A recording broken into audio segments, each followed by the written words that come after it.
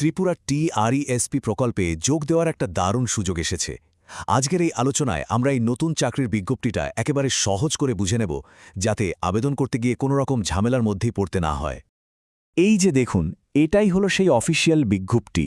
এটা কিন্তু শুধু একটা চাকরির বিজ্ঞাপন নয়, এটা হলো ত্রিপুরার উপজাতিদের জীবনযাত্রার মান উন্নয়নে সরাসরি অংশ নেওয়ার একটা সুযোগ। চলুন দেখি এর ভেতরে ঠিক কি আছে। আচ্ছা, পুরো বিষয়টা যাতে সহজে বোঝা যায় সেজন্য আমরা আলোচনাটাকে এই 5টা ধাপে সাজিয়ে নিয়েছি। প্রথমে সুযোগটা কি, তারপর পদ আর বেতন, যোগ্যতা কিভাবে বাছাই করা হবে, আর সবশেষে আবেদন করার পদ্ধতি। তো সবার আগে মূল বিষয়টা একটু বুঝে নেওয়া যাক। এই TRESP প্রকল্পটা আসলে কি, আর কেনই বা এই পদগুলো ত্রিপুরার জন্য এতটা গুরুত্বপূর্ণ? একদম সহজ ভাষায় বলতে গেলে TRESP হলো এমন একটা সংস্থা যা ত্রিপুরার গ্রামীণ অর্থনীতি আর উপজাতিদের জীবনযাত্রার মান ভালো করার জন্য কাজ করে। মানে এই চাকরিতে যোগ দিলে সরাসরি এই বদলের একজন অংশীদার হওয়া যাবে। এবার আসা যাক সেই অংশে যার জন্য হয়তো সবার আগ্রহ সবচেয়ে বেশি। কি পদ খালি আছে আর সেগুলোর জন্য বেতনই বা কেমন, চলুন এক ঝলকে দেখে নিই। একটা ভালো ব্যাপার হলো এই নিয়োগটা কিন্তু শুধু এক জায়গায় বা এক স্তরে হচ্ছে না। রাজ্য, জেলা এবং ব্লক এই 3টে লেভেলেই লোক নেওয়া হচ্ছে। এর মানে বিভিন্ন যোগ্যতা বা অভিজ্ঞতার জন্যই এখানে সুযোগ থাকতে পারে। এখানে কয়েকটা পদের বেতনের একটি উদাহরণ দেয়া হলো। যেমন ধরুন, ডিস্ট্রিক্ট প্রোগ্রাম ম্যানেজারের বেতন শুরু হচ্ছে ৪৫,০০০ টাকা থেকে। বিজ্ঞপ্তিতে প্রত্যেকটা পদের জন্য দায়িত্ব অনুযায়ী আলাদা আলাদা বেতনের কাঠামো দেয়া আছে। এখন এই স্লাইডটা কিন্তু বেশ গুরুত্বপূর্ণ। অফিসিয়াল বিজ্ঞপ্তি অনুযায়ী পদগুলোকে 3টে প্রধান ক্যাটাগরিতে ভাগ করা হয়েছে। এতে সুবিধাটা হলো কোন পদটা কতটা সিনিয়র বা কোন লেভেলের সেটা বুঝতে খুব সুবিধা হবে, আর সঠিক পদ বেছে নেওয়াও সহজ হবে। ঠিক আছে, পদ আর বেতনের একটা ধারণা তো হলো। এবার সবচেয়ে জরুরি প্রশ্ন, এই পদগুলোর জন্য আবেদন করতে গেলে ঠিক কি যোগ্যতা থাকা দরকার? চলুন শর্তগুলো এক এক করে দেখে নিই। এখানে দুটো খুব গুরুত্বপূর্ণ শর্ত আছে। বেশিরভাগ পদের জন্যই কিন্তু ত্রিপুরার স্থায়ী বাসিন্দা হওয়াটা বাধ্যতামূলক। তবে ক্যাটাগরি 1-এর যে সিনিয়র স্পেশালিস্ট পদগুলো আছে সেগুলোর জন্য ভারতের যে কোনো জায়গা থেকেই আবেদন করা যাবে। আরও কয়েকটা বিষয় মাথায় রাখতে হবে। 1.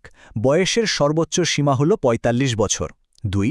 বেশিরভাগ পদের ক্ষেত্রেই 1 থেকে 2 বছরের কাজের অভিজ্ঞতা চাওয়া হয়েছে। আর হ্যাঁ, সংরক্ষণের সুবিধা কিন্তু শুধুমাত্র ত্রিপুরার স্থায়ী বাসিন্দাদের জন্যই থাকছে। আচ্ছা, ধরা যাক যোগ্যতা মিলে গেল। এরপর কি? এরপর হলো নির্বাচন প্রক্রিয়া। চলুন দেখি প্রার্থীদেরকে কিভাবে বেছে নেওয়া হবে আর তার জন্য প্রস্তুতিটাই বা কেমন হওয়া উচিত। পুরো প্রক্রিয়াটা মূলত দুটো ধাপে হবে। প্রথমে একটা লিখিত পরীক্ষা দিতে হবে, আর সেই পরীক্ষায় পাশ করলে তারপর ডাকা হবে ফাইনাল রাউন্ড, মানে পার্সোনাল ইন্টারভিউয়ের জন্য। এই যে দেখুন, এটা সরাসরি বিজ্ঞপ্তি থেকে নেওয়া পরীক্ষার কাঠামো। পরীক্ষাটা হবে ৯০ মিনিটের, ১০০ নম্বরের, আর সব প্রশ্নই হবে MCQ টাইপের। মোট 5টা বিষয়ের উপর এই পরীক্ষাটা নেওয়া হবে। এই চার্টটা দেখলে খুব পরিষ্কার বোঝা যাচ্ছে যে কোন বিষয়ে কতটা জোর দেওয়া দরকার। দেখুন, সবচেয়ে বেশি গুরুত্ব দেওয়া হয়েছে কোয়ান্টিটেটিভ অ্যাপটিটিউডের ওপর, মানে এখানে আছে 30% নম্বর।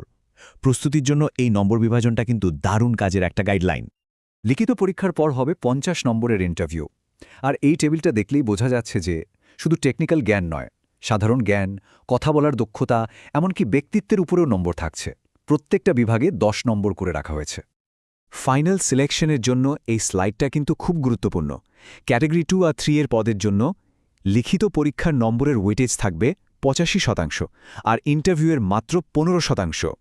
মানে বুঝতেই পারছেন লিখিত পরীক্ষায় ভালো ফল করাটা কতটা জরুরি। বেশ, পুরো প্রক্রিয়াটা তো জানা হলো। এবার আসা যাক একদম আসল কাজে, কিভাবে এই পদগুলোর জন্য আবেদনপত্র জমা দিতে হবে। সবার আগে এই তারিখটা মাথায় গেঁথে নিতে হবে, 23শে অক্টোবর 2025। এটাই হলো আবেদন জমা দেওয়ার শেষ তারিখ, তাই এর মধ্যেই কিন্তু পুরো প্রক্রিয়াটা শেষ করতে হবে। আবেদন করার প্রক্রিয়াটা কিন্তু খুব সহজ, আর পুরোটা অনলাইনে। প্রথমে tripurajobs.tnmhr.com ওয়েবসাইটে যেতে হবে। তারপর ধাপে ধাপে রেজিস্ট্রেশন, ফর্ম ফিল আপ আর দরকারি ডকুমেন্ট আপলোড করে সাবমিট করলেই কাজ শেষ। এই যে আবেদন পোর্টালের ছবিটা, এটা দেখলেই মনে হয় কেরিয়ারের একটা নতুন অধ্যায় শুরু করা হয়তো মাত্র কয়েকটা ক্লিকের ব্যাপার। এখন প্রশ্ন একটাই, এইটাই কি সেই সুযোগ যার জন্য এতদিন অপেক্ষা করা হচ্ছিল?